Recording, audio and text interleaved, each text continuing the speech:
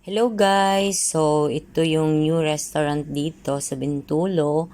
Tapos na-amaze kasi kami kaya binisit namin dahil napaka-attract ng labas ng restaurant na to. As you see, ang daming series light dyan. Ayan. Yan yung pinaka-gusto ko sa restaurant. Yung talagang nakikita nyo yung labas. Ang ganda tingnan. So, na-curious kami kung ano ang nasa loob ng restaurant na to. Kasi nga, tinan nyo naman, madaming tao sa labas. So yan, papasok na tayo. Tingnan natin kung ano yung siniserve sa restaurant na ito. So yan, ang ganda ng ano nila, ang ganda ng pagka-arrange ng restaurant. Actually before, ano to yung ibang restaurant nandito. So bagong bagong open na restaurant. Kasi before parang yung magpi-fishing ka dyan sa may malaking tub. Pero ngayon, iniba na naman nila. Oh. Siguro new owner na din ang restaurant na to.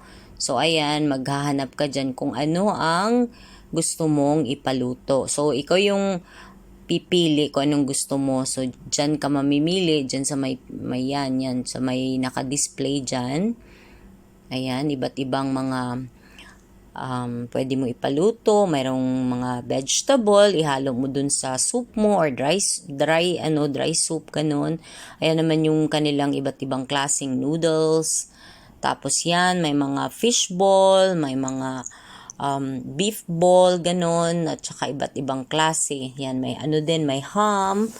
Tapos dito naman banda, dito mo maaano yung mga, ayan, mayroong tomato, mayroong eggplant, ayan siya, may tofu. Tapos ano pa bang mayroon dito? Iba't ibang klase din. Ayan siya. Ang dami mong pwedeng pagpilian. Ayun, may sausage pa dyan. Mayroong corn. Ang dami-daming pwede mong pagpilian. Tapos dito naman banda yung mga meat. Meat at saka seafood dito banda kasi para secure talaga. So, nandito sa freezer yan. Ayan, nasa freezer. Tapos, yung takip ng freezer is transparent para makita kung ano ang nasa loob. So, ito yung processing kung paano lulutuin. Ayan, ganun. Mag-order ka, tas ganyan nila lulutuin. Tas titimbangin pala. Titimbangin nila para malaman kung magkano ang babayaran mo. So, ayan na siya. Pili ka lang dyan, kung anong gusto mong piliin. Ang dami nilang tas ang gusto ko dito sa lugar na to, napakalinis. So, balik ulit tayo dito. Ayan, tinulungan kami ng, I think may-ari yata to, or manager ng restaurant na to. Kasi, sabi niya, first time yung pumunta dito, sabi ko, yes, first time. So, hindi ko alam kung paano, 'di ba? So, sabi niya, sige, assist ko kayo. Tapos yan, sabi niya, nung gusto mo, pili ka lang. Gusto mo ba ng sausage? Gusto mo ng ganito? Sabi ko, yes. So, siya na yung nag-arrange kung paano or ano yung gusto namin.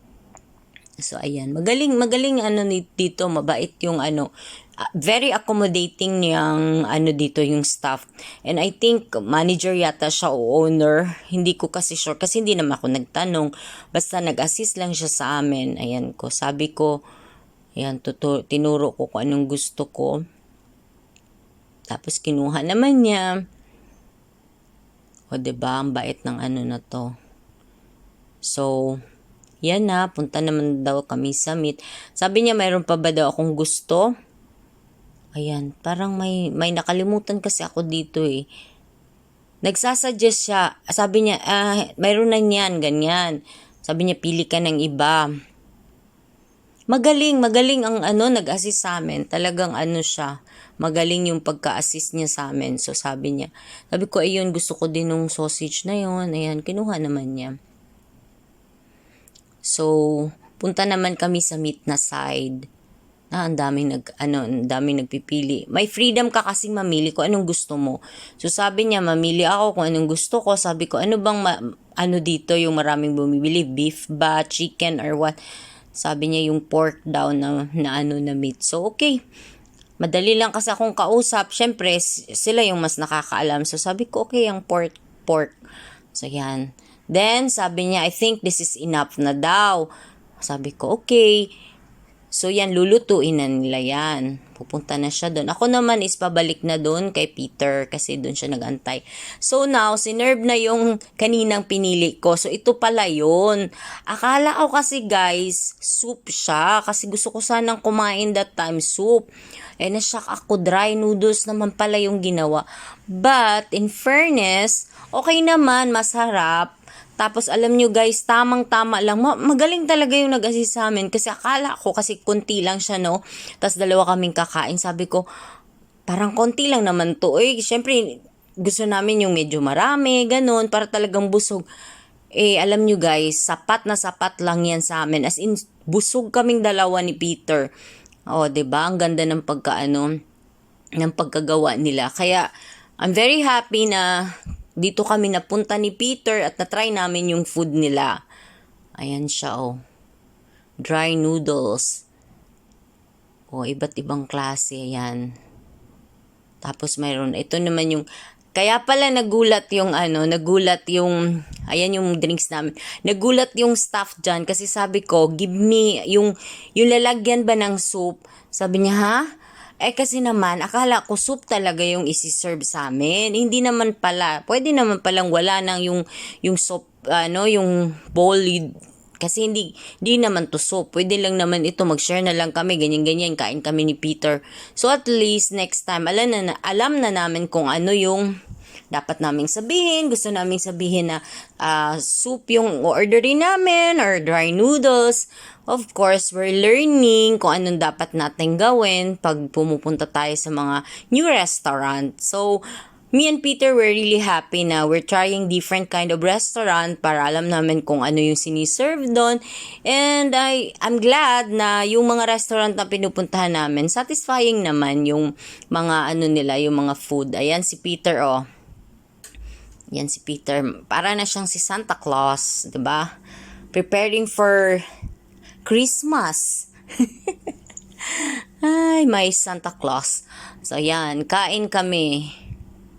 Kain lang para mabusog. Yan, nag-share na lang kami niya ni Peter.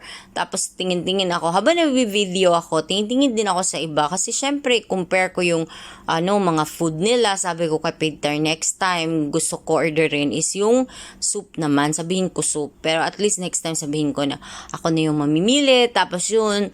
Pero hindi ko din dadamihan. Kasi ito nga, tingnan nyo naman. Hindi yan madami. Pero ang sarap niyan guys. Mayroon pa yung nag-add sila ng peanut, tas chili. Tapos ano pa ba yung inad nila? Basta may inad sila dito na pang pasarap talaga. Ang dami ng restaurant dito sa Bintulu na maybe yun yung mga sikat na restaurant sa Hong Kong, sa China. Kasi nga marami naman ditong Chinese. So yan guys, tapos na kaming kumain and I can say na very satisfying yung namin, yung dinner namin that time. Diba, kita naman talagang simut na simut yung pagkain. Ganyan, tingnan nyo, napaka-peaceful. Napakaganda ng lugar na to. Para kang nasa ibang lugar. Para kang nasa nasa Hong Kong. So, this is the time na magbabayad na si Peter. Ako naman, tingin ako dito. Sabi ko, may ice cream. Kasi, favorite ko talaga ang ice cream. Ayan, tingin ako. Sabi ko, next time, dito ako bibili ng ice cream. After kong kumain, so, kakain din ako ng ice cream. Ayan, iba't ibang klaseng ice cream ang nandito na pwede mong pagpilian. Ang dami nilang tapos napakalinis. Tingnan nyo naman yung yung cover ng freezer nila, talagang very shiny, malinis. Actually, malinis talaga ang lugar na ito. Ayan, mayroon din silang mga chichirya dito. Kung may kasama kayong mga bata, so, ayan, pwede nilang kumain. Pwede silang kumain o bumili ng ganito. Very, very nice. Mayroon din silang mga peanut. Ayan. Ayan, mga chichirya. Iba't ibang klaseng chichirya. Ayan, meron din silang parang chocolate at iba't ibang klase ng pwede nyong bilhin habang nakaupo kayo, nagwe-wait sa food habang niluluto nila. So, ayan, palabas na kami dyan ni Peter kasi tapos na ang pagbayad ni Peter. So, kung ayaw yung umupo sa loob dyan, pwede din kayo sa labas dyan. Ayan, diba? Ang ganda ng labas. Ayan siya. Maganda ang restaurant na to. We really enjoy our experience na mag-dinner dito. Ang pinakagusto ko yung talagang series. Ay, yan ang ganda talaga. Basta ganyan, gustong gusto ko. Hope you enjoy our video, guys. Thank you for watching. And have a great day, everyone. God bless us all. Ingat kayo lagi. Always thank God for all the blessing, big and small. Be grateful always. Maraming salamat sa inyong lahat. Ingat kayo lagi. Again, God bless. Thank you.